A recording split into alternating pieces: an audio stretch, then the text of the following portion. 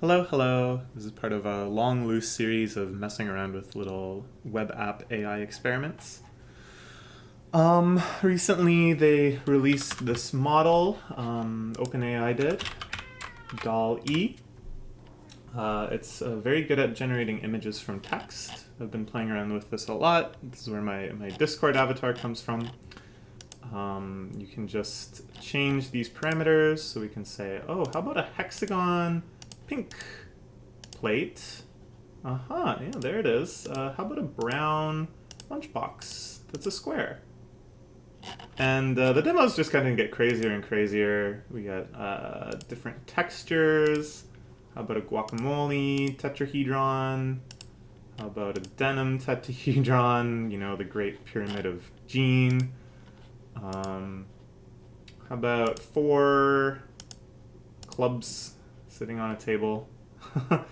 It knows a couple different words for club, which is fun. This one reminds me of a section in Gödel, Escher, Bach, where they're describing an AI that can move objects around, and it's all just like different colors of blocks standing on each other and stuff. And it was meant to be at the time like a look into the far, far future of AI.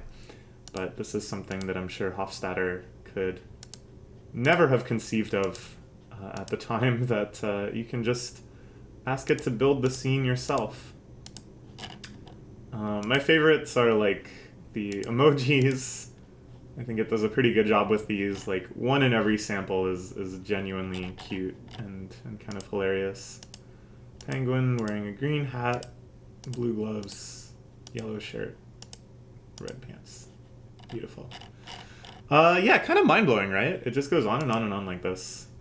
We can make animals, photos of animals, a side view of a turtle in a forest, or a pangolin, aerial view. Amazing. Here's my cat. Can it generate pictures of my cat? Probably. If there was a rigorous definition of my cat toast. Can do stuff like this where it can generate based on the top half. So since we have a 3D model here, we can kind of arbitrarily set an angle for it to generate the rest of the picture. Amazing. This one is pretty cool. It can figure out the reflection that things are supposed to have. Sometimes. Other times it gets a little confused. But there's occasionally an example where it figures out that it should be reflected. But I like that they put in the ones that are not as successful too. Like, this is kind of close, this is kind of close. But just kind of showing what works, what doesn't. Cross-section view of a brain. Ew. Macro photograph of a leaf. Wow. How about cell crystals? Ooh. Can do like paintings and different styles. One of the first things I ever saw in AI image generation was style transfer. You can give it one image and it paints another image in the style of the first image.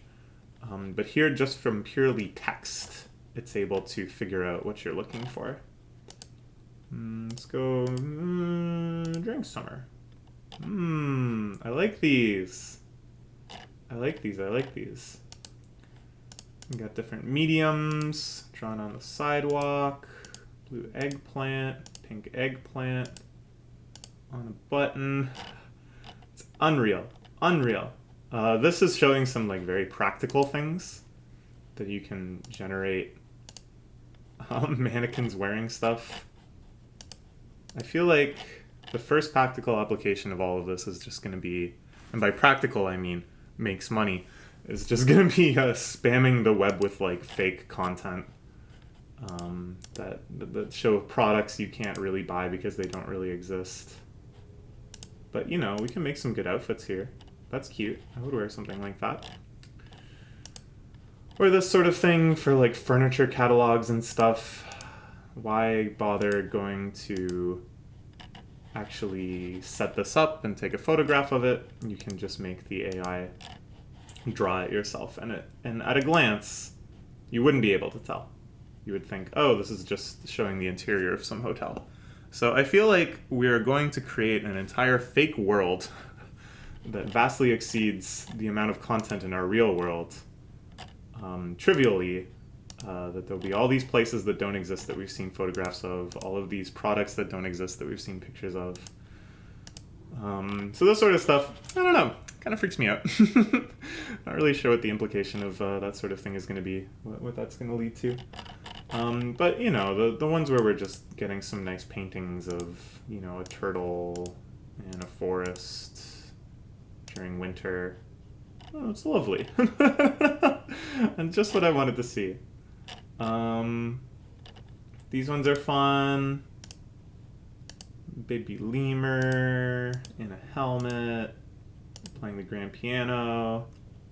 They're not all good, of course, but, you know, I'd say, again, at least a couple in every batch. It's like, well, that's what I asked for. I like that they find out if you add professional high quality, it actually like tries a little harder, or it narrows what it thinks it ought to show. This one is fun. You can just make hybrids of different animals. Dragon tiger, bat tiger, squid, bat squid, terrifying. And we can even make emoji of it. This has big Cthulhu energy. I'm a fan. This is the one where I got my depressed sun. So it's not actually generating them every time. There it is. It just has like a batch that it pulls from because they've run, I guess, all of these, or at least maybe they just ran them like the first time. Well, that's a good one. At any rate, if you do it again, you'll see the same ones, but you know that they can just make an infinite number of them, that if you wanted, or if they wanted. This is kind of neat.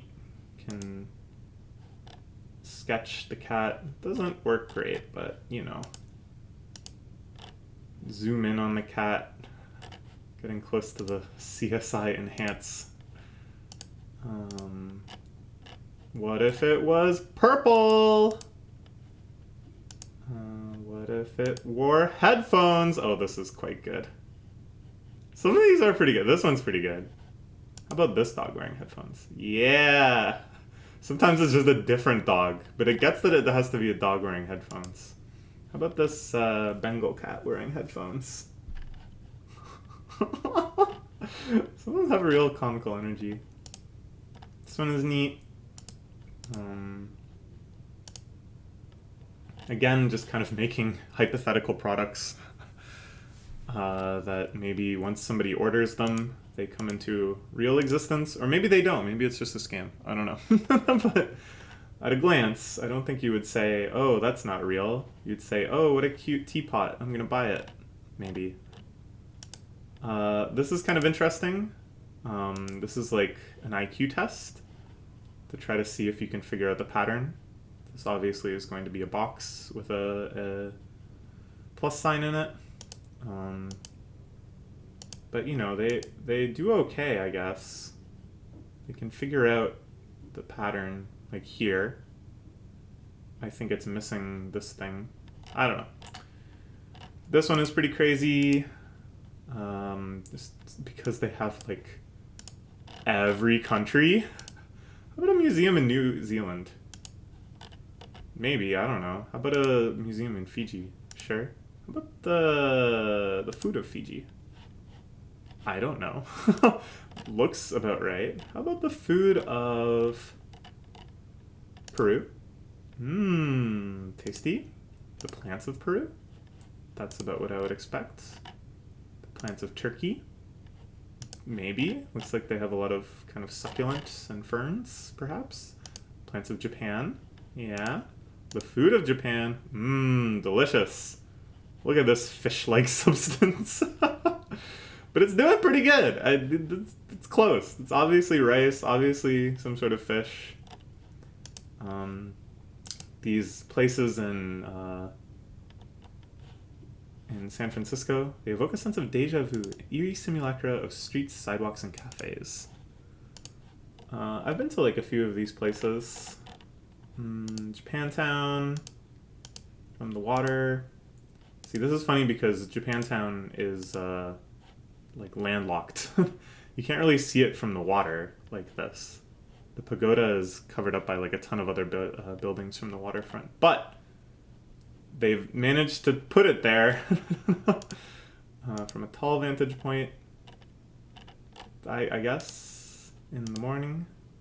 There's the pagoda. It kind of looks like that. Where else have I been? I can't remember what anything is called. Do they have Twin Peaks? I went here. So this is like pictures from Twin Peaks. Mostly accurate.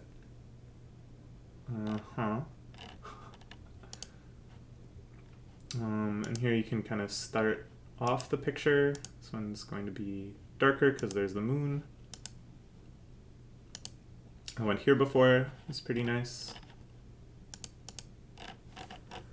This one really blew my mind. This is maybe my favorite of all of them.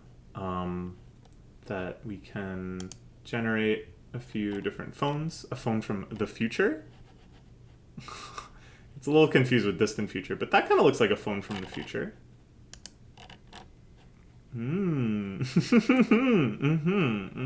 Okay. But then, this is like, I think maybe my favorite creative thing that it does. That it comes up with a computer from the 1900s. And like, yeah, kind of looks like a computer from the 1900s, no? It's crazy, right? Like, oh, that's so cool to me. That's so cool. That it's coming up with these novel ideas of what these things would look like back in the day had they existed. The future ones, maybe sometimes disappointing. The future is a return to CRTs. You love to see it. I think because this one is sepia toned. But it just loves CRTs. But look, this old octagonal TV. That's amazing. I just love it. It's so charming. Would you like to see a picture of a cat?